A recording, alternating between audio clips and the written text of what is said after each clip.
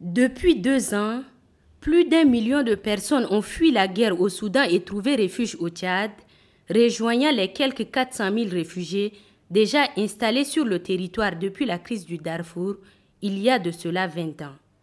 Le Tchad accueille aujourd'hui l'une des plus grandes populations de réfugiés soudanais au monde, mettant à rude épreuve ses capacités d'accueil et de prise en charge.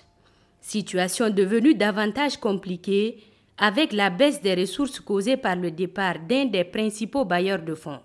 Engagée de longue date auprès du Tchad, l'Union européenne entend jouer un rôle encore plus actif dans la réponse à cette crise humanitaire majeure. Raison pour laquelle elle a envoyé ce jeudi 10 avril 2025 auprès du président de la République, chef de l'État, maréchal Mohamed Idriss Déby Itno, la commissaire européenne à l'égalité, à la préparation et à la gestion des crises, Hadjala Habib. La diplomate européenne est venue réaffirmer au chef de l'État l'engagement de l'Union européenne à soutenir le Tchad pour faire face à cette crise humanitaire. Dans la foulée, Hadjala Habib a annoncé une aide financière au Tchad de plus de 74 millions d'euros et 269 millions d'euros qui seront dédiés à l'impact de la crise du Soudan dans toute la région. Je me suis rendue à Adré où affluent encore chaque jour de nombreux réfugiés qui fuient la violence au Soudan.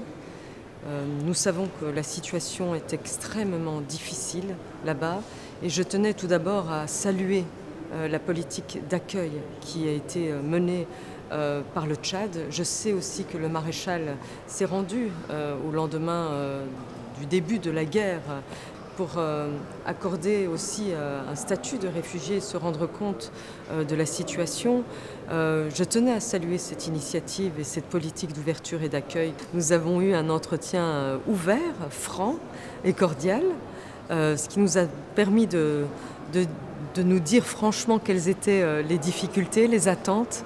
J'ai salué aussi le président pour la transition démocratique. L'audience accordée par le chef de l'État a également été l'occasion de saluer le partenariat historique et dynamique entre le Tchad et l'Union européenne. Les deux parties ont réaffirmé leur volonté commune de renforcer ce partenariat à travers des actions concrètes en faveur de la paix, du développement et de la stabilité dans la région. La situation préoccupante des réfugiés soudanais et des communautés hôtes, mise à rude épreuve par la pression démographique et la baisse des ressources disponibles, c'est également le mobile de la venue au Tchad du haut-commissaire des Nations Unies pour les réfugiés, Filippo Grandi. Après un séjour à l'est du Tchad, le diplomate onusien est venu ce jeudi faire le compte-rendu de sa visite au chef de l'État. Occasion pour Filippo Grandi de saluer les efforts exceptionnels du Tchad qui, en dépit de ses propres défis, continue d'ouvrir ses portes à ceux qui fuient les conflits.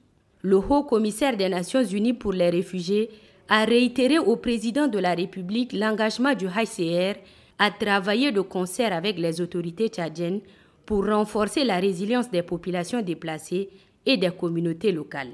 L'aide internationale est sous pression. On a eu des coupures, on a eu des baisses de contributions, on a eu du gel des contributions américaines. Donc on est dans une situation pas facile, mais on a discuté avec le président, le chef de l'État, comment d'une certaine manière contourner ces difficultés et faire en sorte que les réfugiés qui arrivent soient bien assistés et que les communautés qui les hébergent soient assistées. Le chef de l'État est très bien informé sur la situation sur le terrain, évidemment, et aussi sur l'opération humanitaire. Il a bien compris, il est bien d'accord qu'il faut mobiliser maintenant des ressources, non pas seulement à court terme, mais à plus long terme, pour faire face à cette énorme population qui est hébergée par le Tchad. On a beaucoup parlé aussi de la nécessité de redoubler les efforts pour que la paix retourne au Soudan. Il y a une conférence mardi prochain à Londres sur le Soudan. Le Tchad sera représenté, moi également, et donc on va certainement faire notre plaidoyer, surtout pour que les efforts de paix deviennent plus convaincants et plus résolutifs. En recevant successivement ces deux hauts responsables internationaux, le chef de l'État confirme son leadership dans la gestion des crises régionales et son rôle central dans la stabilisation de la sous-région. À travers ces échanges, le chef de l'État, maréchal Mohamed Idriss Déby Itno, place le Tchad au cœur des solidarités internationales, tout en poursuivant les objectifs de son programme des 12 chantiers et 100 actions, tous prioritaires pour le développement du Tchad.